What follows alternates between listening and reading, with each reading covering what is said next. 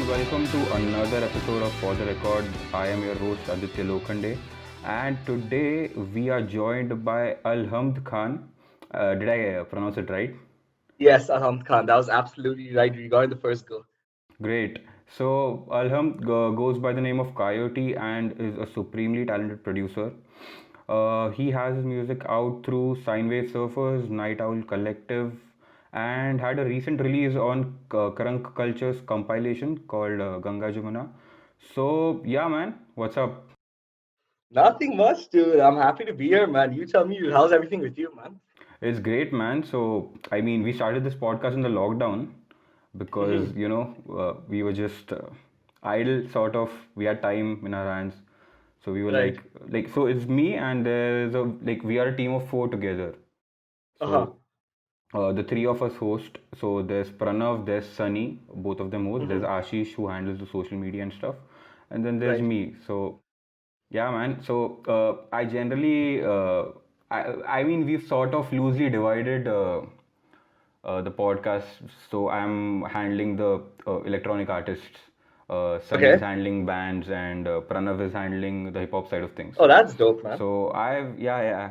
So I've actually wanted to talk to you for the longest time because I'm like really blown away by the stuff you make. So it's like good to Oh, have you, man. man. Appreciate it, dude. I'm really glad to be here, man. I'm super stoked that you actually like reached out, dude. I'm super happy to be. It's like the first time of me like doing something like this, So I'm like super hyped about it. Yeah, man. So I think I discovered you through Malhar, or I think I saw one of your Instagram stories where you upload Hmm. those 1 minute stories where you're playing your songs, right? So I was like, man, Yeah. this is some dope stuff. So yeah, man. So that is how I discovered, and like I think I followed you in the lockdown only, somewhere in the lockdown. I don't remember. And then I've Right, been right. following your like stuff since then. Hmm. Yeah. So how has the lockdown treated you? So I would say like in the beginning, it did go well to a certain extent, but then I would say by time to time it did get super like frustrating, and I did go through like a producer block and stuff, which really like held me into like developing new ideas and stuff. And whenever I was like making tunes and stuff, I was just like really unhappy with it. So I took this time in me to just take a break, a refreshment from everything. I think I took a break for like a month because I was just like too frustrated, like make something, and it just wasn't turning out to be what I wanted it to be. So after a month, eventually, then I just came out and I just like started working on some tunes and stuff, and I ended up making like a couple of songs to like on the go. I remember like just this one day, I was like, you know what, I'm just gonna make a tune, a whole ass tune, and I just made it. Oh, can I like cuss in this, or it's all good? What's the scene with that? No, no, man. Just like there's no scene, man. Just talk your heart out. No Nah, I worries. just wanted to like save this like PG friendly or No, something, no, you no. know. You can, man. Cuss how much No, ever I you mean want. not like I'm gonna like go all out and stuff, but Yeah, yeah. So I would yeah. say like so yeah, there was like one day which I was like I'm just gonna make a whole ass track, and I ended up making this track which is called Movement, which is released with this Indian label, All Star Sauce, Oh yeah, and yeah, yeah.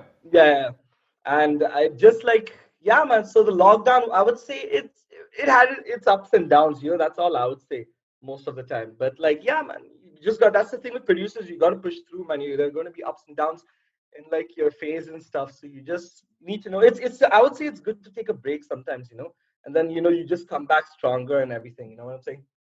Yeah, man. And also, I'm assuming you have a day job since you were talking about work since like when we were discussing the scheduling of the Right, right. podcast. Yeah. So what do you do? What's your day job? Oh, so I actually like just so this current job which I'm doing right now, I just joined it like it's just been like 2 months. I just like passed like 2 months right now. So I'm currently working at IBM right now. I'm Oh, nice. IT project coordinator right now. So yeah, actually it's kind of like my first job. I mean, I wouldn't say first job in this field. So yeah, man, that's what I'm doing right now, dude. Hmm. For the That's most part. and so were you working during the lockdown? Oh no, I was working like previously for another company, but then due to the lockdown, they had to let a couple of people go, and I unfortunately had to be one of them. I mean, I'm actually fine with me being one of those people because I didn't like that job anyways. It kind of like Okay. ruined my life. So I was kind of like glad at that point. No hate or anything. I learned from it. I learned, you always learn from your previous experiences and stuff. But yeah, I was like really feeling that because it was like super like sad, and I wasn't like really getting much time for music as well.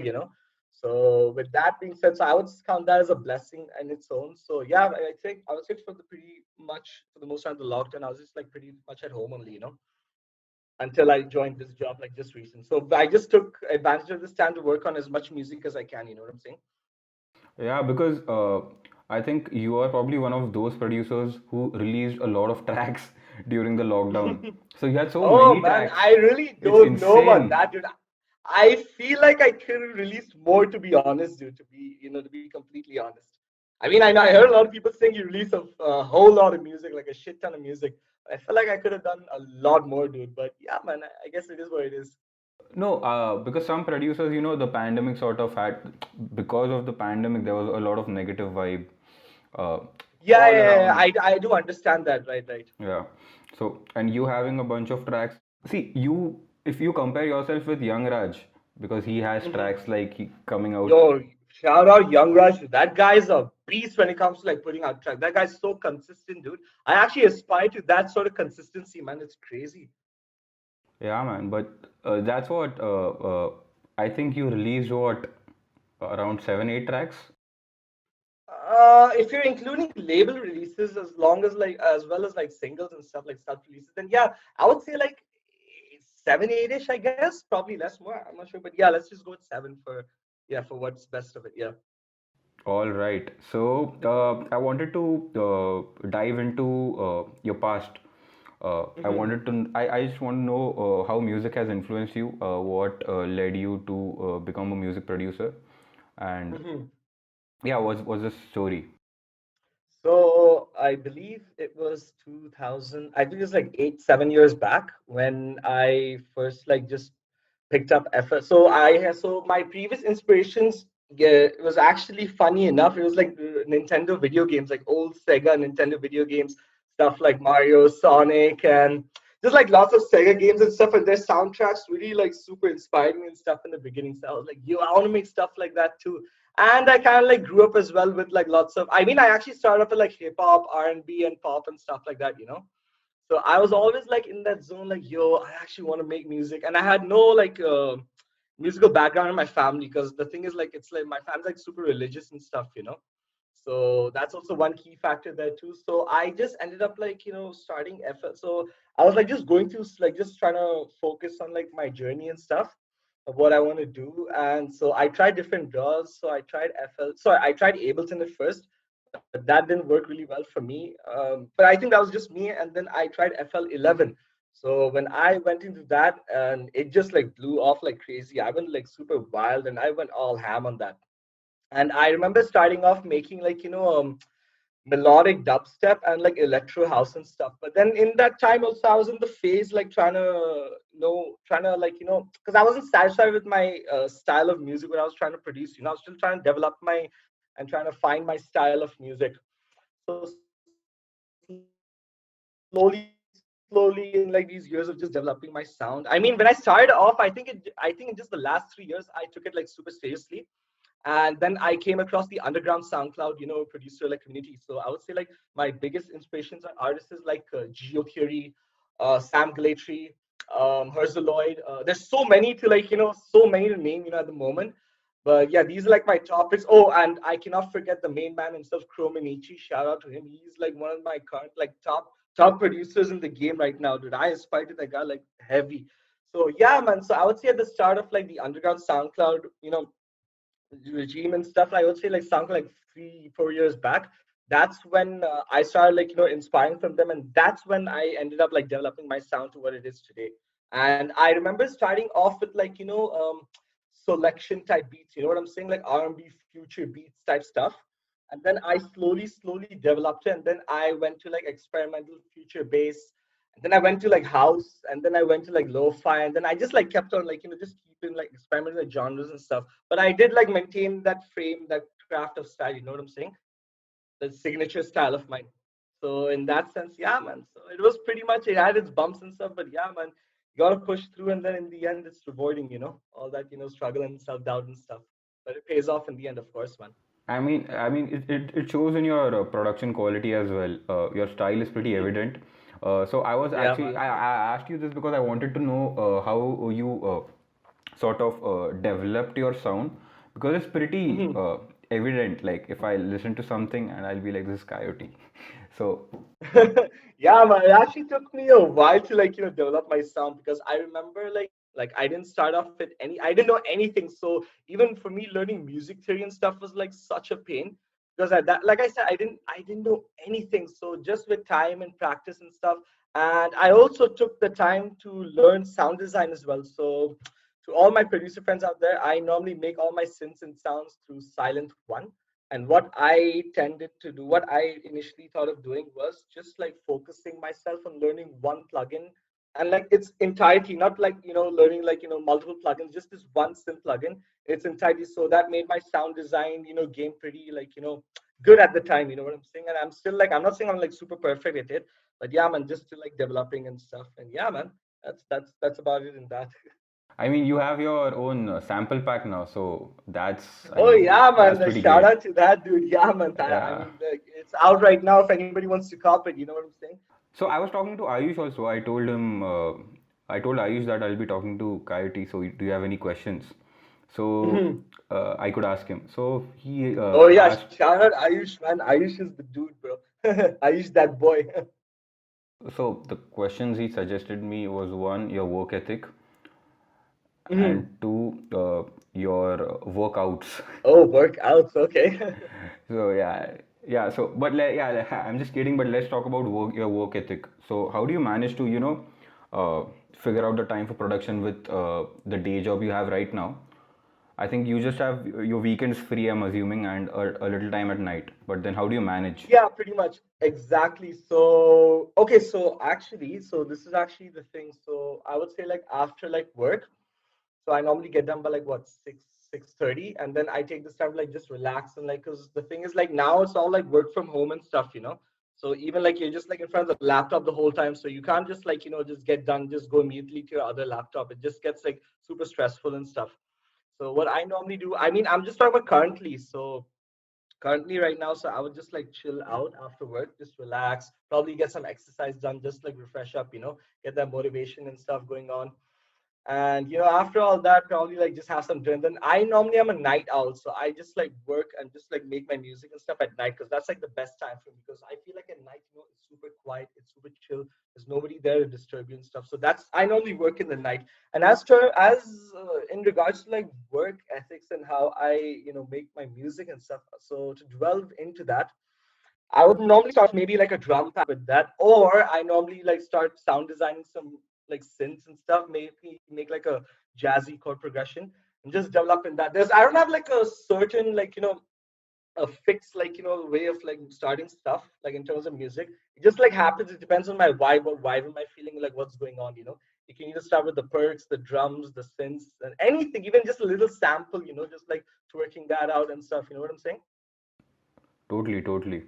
Uh, it's crazy because having a day job, that too an IT job, because I have a few friends who work in IT companies. And the thing is, the IT is like it's just like my first time doing something like this. So yeah, man, I'm still like in the steps of like learning and stuff, and it's pretty hectic.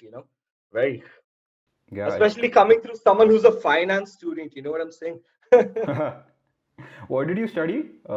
Where did you So study I finance did on? my BBA in finance. I did it in MIT Kothrood actually in Hey, Pune. dude. So I did BBA for a year in MIT. Oh shit, for what? Yeah. So I did it for a year. I think I joined in 2015. Oh, dude, I did mine in 16 to 18. I mean, so at first, like 2015, I was in another college. I actually wanted to initially go to MIT, but then due to like dates and stuff, I wasn't able because I was like traveling and stuff, like with family, like due to some other like reasons and stuff. So because I wasn't able to join, so I had to join this other college just to save my 1 year. And then my second year and third year, I did at MIT then. Oh damn, that is insane. So I actually dropped out of MIT because I really didn't want to do BBA. So I joined CMEDU for sound engineering.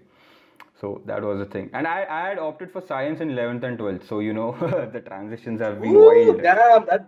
That's wild from science to commerce to goddamn sound design. Yo, the sound engineering. That's wild, dude. That's a journey. Yeah, man, it was insane. So, my question was that a lot of producers start with an idea and they can't complete the idea Hmm. because it's very easy to, Hmm. set a few bars, make your Just drum like make a patterns. little loop and stuff. Yeah, Yeah. yeah. Because I personally face that issue a lot. So I'm sure like a lot of producers face that, and I'm sure even you face that. But then Oh, how of do you go course. Yeah, about? dude. That's like the Yeah. main producer thing. Yeah. So how do you go about taking that one loop or that one section and making it into a whole track? What's your process? So that's a good question, dude. So if I make like a loop, and if like I try first of all, I try myself to push as much as I can with it. Try, if that idea doesn't work out, maybe if I don't like the chord progression, try something different, or maybe if these drums aren't like feeling it, put some other like exchange it with some other drums. But I would say like just keep on pushing and try applying new ideas and stuff. And it's good to change in between as well because maybe you might not like something, or maybe even if you like that current thing which is going on, right, maybe the current chord progression, if you try something different with the drum loops or the drum, like the drums that are going on right now, it could probably like sound something even better. And it's always good to like keep on like changing your sounds. I mean, I won't say change, I won't say replace, but like add them and just like keep on like switching up. And I would say, in case if you come to a point where you don't know what to do with it, you're like super like busted and blocked in terms of it, I would say like take a break from it, try start something new, start a new plan, and then like maybe once you get an idea, just like get back to it immediately, you know what I'm saying? But I would say like, see, the best thing to do is like not stress it, because you don't want that idea and that idea in your mind to like the end result to come out like super trash and stuff. So I would say like the best thing is take a break from it, go through some other ideas. And yeah, man, if if it works out for you, just get back to it, and yeah, man, just like expand on it. That, yeah, I think that will help a lot of other producers out there who will be listening to this, I'm sure. I Yeah, guess so so, man. Yeah. as a kid, what was there on your playlist? So, As a during your kid. school, yeah, like I mean during your school days and stuff. Oh, school days. Okay, so that's actually a good question. So, like I said, I was into a lot of rap at the time. I'd start like hip hop and stuff. So, as a kid, actually, rap and pop. So, first, I don't know if I think you probably know of this artist, but Craig David, does he ring a bell to you? No, man. So I 601, haven't heard a lot of rap and R&B while growing up. So So I would say like Craig David's one of those dudes. Then of course Jay-Z, and actually I used to listen to a lot of Michael Jackson at start as well, surprisingly. And what else, man? Actually, this is actually a good question. So I have to go like super nostalgic about this, man. Um, yeah, man. I mean, I guess like in terms of like Mary J. Bling, of course, yeah, she as well. I see her too. And damn, this is actually a good question, man. I have to actually delve into it. I've been so like delved into like the current scene of music and stuff. I didn't really take the time to go back and like appreciate like all the stuff I started yeah. off listening to. You know what I'm saying? That's crazy, man. That's wild. But I mean, as far as in terms of like being a kid, this is all I remember at the moment. Actually, I mean, it'll probably be like a lot more, but like this is all I can like think of out of my head. So, like, the reason I asked this question is because I generally try to figure out the foundation any artist, musician, band, like, But like or okay, producer so has. okay, so I am that type of person who, so okay, so this is just me. But like besides like music and stuff, like music in general, I actually would prefer listening to like video game music actually. So I would actually just pop like a Sonic stage theme song, just like bump that, like music. Oh yeah, music from like Gran Turismo and stuff. Like I was that kid who would listen to like video game music more than actual like commercial like and live music and stuff. You know what I'm saying? Also, like, you're a lot into gaming that way. Like, oh, I mean, gaming, yeah, but like a lot more into like the OST of like the tracks and stuff. Like I said, like Sonic, Gran Turismo, and lots of more like games like and that's like OG games. You know what I'm saying? Like Contra and stuff like that. That's insane. And like even right now, so I'm not a gamer at all, but I have my attention here and there. And the way games are being developed and the kind of music they involve in the games, It is so crazy. So Malhar introduced me to Doom's soundtrack. I don't know Doom if you've sound. heard it. Yeah, right, right, So right, right. it just blew my mind, man. And the things these uh, musicians and producers are doing for games, it's another world. Yeah, like the things like they're giving them like other like producer like opportunity to like go like take a different direction, like not like they just be like limitless with like genres and stuff. It's like super crazy currently. You know what I'm saying? Also, did you ever have that EDM phase? Oh, I mean, of course, I would speak for like half or most of the producers that I had that phase. So I in the beginning used would start. So actually, my EDM phase started off with Skrillex, of course, very most nice, and that kind of developed with with Skrillex. Then I started hearing a lot of Dead Mouse as well. Oh, Dead Mouse was like one of the major key roles in my EDM phase as well because I actually to still this day I love Dead Mouse a lot.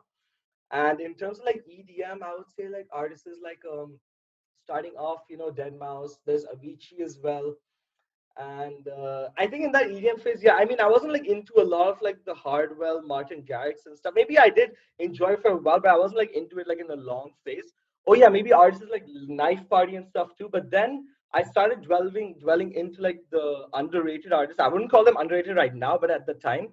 So artists which I really like messed with a lot in the EDM scene was Virtual Riot. He's one Oh my artist which shit, yeah. I fuck with big time. He's like one of my top favorite artists. Even current to this day, like I love his like more. I mean, his dubstep stuff is really cool and stuff. His like really aggressive rhythm dubstep stuff. But I really love his melodic future bass type tunes as well. They're so dreamy and like his sound design in them is like out of this world. Guy's insane. And besides like a virtual ride, I would say like Quan Sound is there too. Quan Sound are the OGs as well. And who else? I started off with so Quan Sound, then there's Virtual Ride. This is before I got into the underground SoundCloud scene. So who else? This is also a good question, man. Damn, man, you're hitting me up with all these like really tough questions. I gotta go back to my thinking and stuff, man. Damn. Take your time, man. No worries. Nausea as well. Nausea is Oh super yeah. fire as well, dude. Nausea's the shit, dude. And what else, man? So Mo Shop also is a really dope, like future funky Japanese pop type producer. So I love his music too. Yeah, man, that's all I can think of at the moment, dude. Like right now. No, because a lot of current producers have most of Mhm. them have had the EDM phase, right? Oh yeah, And no then doubt, no doubt, man, no doubt. there's the next generation whose first Mhm. introduction is the SoundCloud are SoundCloud producers, and these Right, right, so right. like for example Sam Guillory. If a person is like Mhm. directly being introduced to Sam Guillory instead of Martin Garrix or Hardwell, that's another level, Mhm. right there. Yeah, exactly. Right. So, like, I've seen a lot of young producers who are making such insane stuff. So it's Mhm. just crazy to see that. Yeah, I mean, like in the beginning, like this generation, they're already introduced to all these like super dope, producers like Sam Glatry and other producers, and like with them inspiring to go into production, they already have that set the mark for them, like to get started and inspire from. Like for us, it took us a long time to get that inspiration. But eventually we did get there, whatever it is. But you had to go through those phases. But yeah, man, like I'm super like lucky. I'm really jealous actually with the current generation. They already get to start off, with all these like super dope producers. So I mean, yeah, definitely that. And who are your favorite producers, or not just producers, but musicians in the country? Oh, in the country. Yeah, Okay, so this is a good yeah. one. So I would say like there's so many. First of all, I would say shout out to Three Oscillators, aka Bridge. He's the homie. Man is a master with the glitches and everything. Dude is he's wild, man. I don't think he's human. I doubt that dude's from Earth, man. He's probably sent in through like a spaceship or something. Yeah, man, it was dope talking to him as well. No, yeah, dude, that episode was actually super fire, man. It was actually a really wild episode. And other producers, I would say in India, like in the country. So Ezzy Land, he's also the homie too. Yeah, you I just actually had did a a produ- I did yeah, I just had a collab with him, which was super. That's actually one of my favorite tunes of the year, to be honest. that was fire, man. That was fire. Absolute And fact. other producers, I'm just going to name some of the top of my head because there's so many in this town. That's the thing with our country, dude. There's so much talent, and it's just like swept under the dust, but it's like so crazy, dude. The talent over here is like super wild. It's insane. So naming producers on the top of my head, so I said Three Oscillator, Island. So Robu is there. There's Robu, there's Oh, Ayush, Robo. Yeah, man. there's Sobin as well, there's Dropout, there's Manin, oh my god, there's so many. There's you too, man. Yeah, You're dude, there I'm too. just I'm just new, man. I'm too nascent in the scene. I'm just No, trying no, to but dude, your develop my ambient skill. stuff, as far as I've heard, dude, that stuff is super dreamy, dude. I would just like push, like, in the night, just like close my eyes and just like play your stuff, dude. Yeah, That's like thanks super a like lot, man. vibey. And who else, man? There's so many, dude. Like these are the main ones I can name on the top of my head currently. So It's these are okay. like the There's no OGs, pressure, like man. the. It's all good. Oh yeah, I can't forget this also. Mugen as well as the homie too. So Hmm. Mugen. So actually, funny story. So I actually came to know more of the Indian underground music producer scene this year actually. So I was introduced to Mugen like last year. I think it was like mid last year, or with the end of last year. So I got introduced to him first, and I was like, oh shit, this guy is dope, man. And then I came to know this dude's from India as well. So I was like, whoa, dude's from India. And then I came to know through him, I came like more producers than Robu and then like other dudes as well. So I was like, damn, bro, this makes me so proud to be in India. Dude. My country's got like super Yeah. talented producers and stuff. Yeah, man, it's crazy because in the last 5 years, I'm just like taking an Mhm. approx timeline. In the last 5 years, with with the rise of bedroom producers and with Rana doing his reproduce and with Jwala as a collective, and with the rise of the internet, man, these like India has like discovered so many producers, just people with their laptops in their bedroom creating art. So Bridge had this interesting point about how you Mhm. shouldn't call Right. producers bedroom producers, because then you kind of segregate them and it kind of makes it kind of sounds unprofessional, because even if it is being made in the bedroom. Oh yeah, of course. Yeah, yeah, yeah. So like Bridge had a really good point there. hmm I mean, yeah, I would say like at start you do like it does sound like super like, oh, this guy just make beats in his room and stuff. But then the thing is that you initially start off with this. So everybody in the beginning is a bedroom producer. I would say most producers, but like I speak for like most like bedroom producers basically. But like we start off as bedroom producers and then we just like work our asses out to the point where we get recognized and we get that support which we deserve and stuff. So yeah, man. I mean, I do get like it does sound a bit unprofessional, like makes you sound very less unprofessional. But you do start off as the bedroom, but you should never forget that, like the best thing is to stay true and humble to yourself in that sense, because you gotta know where you started from, and if it Definitely. wasn't because of that, you wouldn't be wherever you are right now. Definitely, man. Definitely. hmm Yeah, man. I mean, the number of producers we have here, and also your recent release on Krangs new label, Krunk Culture. hmm Yeah, How did crunk, that happen, crunk. man? How did that happen? So I initially, so first of all, shout out Ayush. Ayush is the man because my man Yeah. knows everybody, and that dude is mad love with the support and all. So he introduced me to Tushar, who runs Crunk. Like he's like with the Crunk team as well. And he told me like, yo, your music's super dope. Ayush introduced me to you and stuff. I was like, yo, appreciate it, man. He just started chatting up and stuff, and he told me, yo. So I started off. He told me like, we do this crunk mix thing like every like week, crunk live, and they wanted me to do a guest mix for them. So I was like, yeah, sure, dude, let's do it, man. So after that, he told me we're going to do a compilation, and we would love to have you in one of our our upcoming compilation. And I was really stoked because I haven't really before All Star Sauce.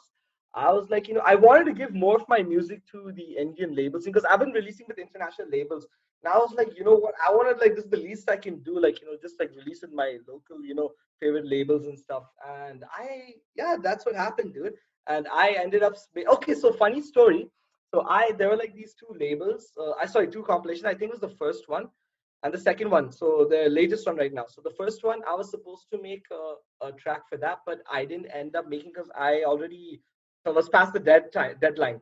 And I was like, oh shit. And I was already working on that. So I was like, oh damn, what do I do now? So he's like, so we have another like competition coming up, but the BPM is like just like between 160 and in that like in that range, you know. I was like, oh shit. I had only like 2 days left. So I was like, you know what? I'm gonna challenge myself. So I ended up making velocity in just like a whole day, dude. In that whole day, I just like and I luckily had the time because I remember I had nothing to do that I had nothing to do that day. So I just pushed my ass off and made velocity like in just one whole day, you know. Okay, so I wouldn't say one whole day, but yeah, actually, you know what? Yeah, one whole day. I would say one whole day. And yeah, next day, like I was just mixing and stuff. But yeah, to make the whole track was like, you know, a whole day. So yeah, man. There was one time I actually pushed myself, you know, like to my limit. I just like went crazy, you know, with that. And I was like super excited, happy with like the result that came out of that track. And I was like super glad to, you know, release it with Crunk itself. You know what I'm saying? That's a dope track, and also this says a lot about your work ethic because you set deadlines, right? And you challenge yourself constantly. Yeah, dude. So another tip I would say for producers, so you know, in case you would feel like you know you're procrastinating and stuff, you feel like super lazy, keep a deadline. So what I used to do, I actually need to get back to this. So it's actually a very risky thing. I don't recommend doing this, but this is what I used to do before. So I would make like a track, and it would be like halfway done, and I would promote it on my IG and social medias. New track coming up next week. So I had to push myself to finish that track before then, you know. So that's one thing. So I mean, I would like play like super risky and stuff. So I wouldn't recommend that. But yeah, that's how I used to play it off before. But now with work and stuff, I cannot do that. I'll just like screw myself over, you know. But like I would say, like I think the best thing for producers to push themselves if they feel like they're really getting lazy with their craft is to set deadlines so that you know you can push yourself and you can even test like how much you can do in like that certain amount of time because you don't know, man. Like you're all like everybody's built differently, you know. So that's the thing, you know, just like check out like whatever you're seeing is like, yeah. I mean, it's actually a great tactic, but you need to find your frequency for doing that, right? Yes, exactly, correct. That's a good thing actually. So I mean, to a certain extent, I guess I don't know if it's for everyone, but yeah, man, it's not no hard in giving a try. Coyote, the alias under which you perform, is it just meant for the current style you have adapted, or do you plan to expand into other styles of production? So in terms of that, I would say like so Coyote, like I said, basically started off with you know future beats selection type tunes, and it developed from that to future bass and to other genres which I messed with like lo-fi hip hop and house. And so I mainly like what I tend to do. I try to mess with as many genres as I can, but I always try to maintain that bounce and that like you know synths and like maintain my signature synths and sounds and stuff. So yeah, man. I mean, I'm always down to like you know mess with different BPMs and everything. I try to expand my you know genre, like you know expand my genre creating and stuff. And I always love experimenting with different types of like genres and stuff because you know if you see, I'm not saying like you know for a ton of producers, you just stick to like one genre. If that's your thing, that's your thing, dude. Like you do you. But it's always good like experiment and diverse your mind, you know, open your possibilities, you know, because there's endless stuff you can do. And like so that's the thing with producers like, you know, Chromanichi and Herzaloid, you know, they always like go ham, like they go like, you know, they go house, they go like super bouncy, they go super fast paced, they go like super mellow, but they always maintain their signature style. So you know, like it's them. So if someone plays a tune, okay, this is Chromanichi, this is Ursula, this is that, this is Sam, you know. So yeah, man, I would say like keep on like going through experimenting and just maintain that signature style of yours, you know. So yeah, man, that's about it, dude. That's nice, man. That is great. Uh, I mean, I'm Mhm. glad that you're kind of open to everything, and you're trying your hands. Uh, Yeah, man, it's the best thing as well, dude. So like you know, you don't limit yourself to something. You just keep on like experimenting with different stuff, and you just come out with like crazy ideas and stuff, you know. Like, and it can turn out to be something else, dude. You know. so another question where I wanted to ask you about your networking, where you told me that Mhm. you had released a few of your songs on international labels, and then later on you discovered the I would say Indian. most of them, yeah. So like, yeah, and then my yeah, later on discover like local labels and stuff. Yeah. Yeah. So how does a producer approach other labels and sort of get going around there? So I would so before so okay, so this is like for people who are trying to release with other labels. So I would say before you go and enter, just any label, I would say first research them. Go through the releases, and if they make radio shows, go through the radio shows, analyze what type of music they, promote, what type of music they release, and if it fits into your boundaries of like production, then approach them. I would say like approach them with a meaningful approach. I would say a meaningful approach in the sense where you guys are going to support each other, not just for your own self benefit. I know in the sense like we want to just like get a nice label release from a nice label and stuff, but I would say like connect with them and help each other grow, help them out, and then just maintain that friendship and like maintain a good circle and be like in the producer community. I would say the best thing is find a label or like a certain group of producer friends who support you like in the long run, and then help them grow and then help them let you grow in the best possible way. You know what I'm saying? Yeah, man, I get it. I mean, so basically, what you're trying to say is that instead of, searching for value, you also provide value. Yeah, exactly, exactly, Hmm. exactly. You couldn't have nailed it better, dude. Good job, dude. Well, I'm trying my best. Ah, no, Well, you're yeah, good, dude. You're hella because good. like throughout the conversation, I noticed that you're like a very hardworking person, and you try your best. You set deadlines, and uh, uh, it's sort of I I wouldn't call it rigid, but comparatively rigid to other producers going about their way of creating. Of course, yeah, yeah. Hmm. So I think this your method sort of is totally doing it instead of waiting for inspiration to come. You go out and seek inspiration. Yeah, so and that's the thing, dude. You gotta like you can because the thing is you can't always wait for things. If you just wait for things and they don't end up coming, you're just like wasting precious time. So might as well just go and chase that shit. No one's gonna hand feed anything to you. You gotta go and get it on your own. You gotta slog your ass for that stuff. That's I'm sure, man. This episode is going to help a lot of people. And yeah, my final question to you is where do you see yourself in the scene, and what can we expect from Coyote in the near future? Okay, so so I have plans on other label releases, some pretty big names in the game, and I'm trying not to spoil anything right now. I'm just gonna surprise you guys in the future. But for now, I would say like I'm trying to aim at that, and currently still developing on my style as always.